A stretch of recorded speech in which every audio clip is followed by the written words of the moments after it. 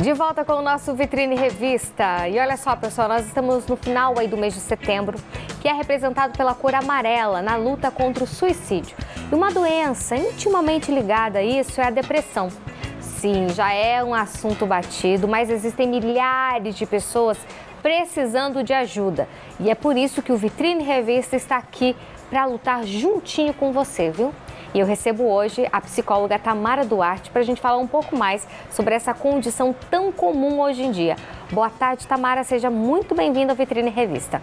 Boa tarde, Patrícia. Boa tarde a todos. Obrigada pelo espaço para a gente poder falar de algo que é tão importante. Imagino, o prazer é nosso, viu? Tamara, a depressão é de fato reconhecida como uma doença que precisa de acompanhamento, tratamento e tudo mais? Sim, Patrícia, ao contrário do que muitas pessoas falam, né, em relação a ser frescura ou, por exemplo, algo que é só você pensar positivo, né, ou mudar a sua maneira de pensar, não. A depressão, ela é uma doença, sim. Nós temos o Manual Diagnóstico dos Transtornos Mentais e a primeira edição foi na década de 50, então de lá para cá, a depressão, que a gente tanto fala, se chama transtorno depressivo maior, né? A gente tem transtornos depressivos. A depressão, que é a que mais falamos, é o transtorno depressivo maior e sim, é considerado uma doença, precisa de tratamento, principalmente a combinação entre o tratamento psiquiátrico com a orientação ali da parte medicamentosa e a intervenção do psicólogo. Agora, assim, às vezes, por ser tão comum, às vezes as pessoas, elas tendem o quê? A romantizar a depressão, né? Mas ela pode trazer o quê? Consequências, gente, irreversíveis para quem sofre. Uma delas é a morte. Mas mesmo quem não chega a esse limite sofre com os danos. É isso, Tamara? Sim, às vezes a gente olha, né, as pessoas olham que a questão do suicídio ou da tentativa de suicídio é muito mais associada, mas existem outros sintomas que impossibilitam várias áreas da vida, né, e o que acontece? Eu costumo dizer que a depressão ela não é guardada numa mochila, né, que a gente coloca e eu vou trabalhar e tá tudo bem, ou eu vou para outras áreas da minha vida e fica tudo bem. Não, ela acaba gerando outros impactos relacionados, por exemplo, à dificuldade de se concentrar, a dificuldade de ter prazer com aquilo que antes era prazeroso, acaba gerando conflitos significativos, sim. A depressão, assim, esse transtorno, né, de depressão, ele tem, assim, vamos dizer, alguns sintomas iniciais e depois ele vai evoluindo, ou ele, vamos dizer assim, ele chega arrebatando de uma vez só? Como que é? Uma ótima pergunta.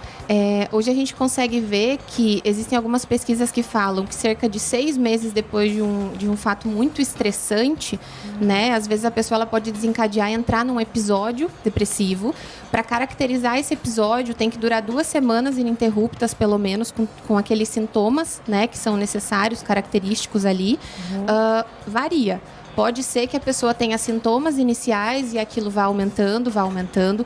Também existe uma associação bem grande com quadros de ansiedade patológica. Então, quadros clínicos de ansiedade é um fator de risco para desenvolver o humor deprimido depois, mas varia de caso para caso. O que a gente sabe é que quanto mais episódios depressivos uma pessoa tem, maior é a chance dela ter outro do que comparado a uma pessoa que nunca teve o episódio. Essas pessoas, por exemplo, que têm episódios de quadro depressivo, mas eu nunca vou chegar no limite, né? Porque às vezes a pessoa pensa assim, não, tá sob controle, né? A pessoa tem aquela ideia de que tá tudo sob controle, mas não é bem assim, porque com a nossa mente, às vezes as coisas evoluem de uma forma que você não quer e acaba indo para esse lado irreversível. Exatamente, é bem importante a gente falar disso, porque às vezes algumas pessoas associam que porque não dá para pegar na mão, né, não é uma fratura, não é uma doença que eu estou enxergando, isso não tem um valor, né, eu não deveria estar sentindo aquilo, ou eu sou forte, eu não sinto isso, né, isso são muitos mitos relacionados à depressão. Na verdade, a depressão ela não tem categorias, então ela pode chegar independente da raça, da idade, do gênero, do sucesso, né? Por exemplo, em 2019, a gente sabe que 2019, a pandemia foi em 2020.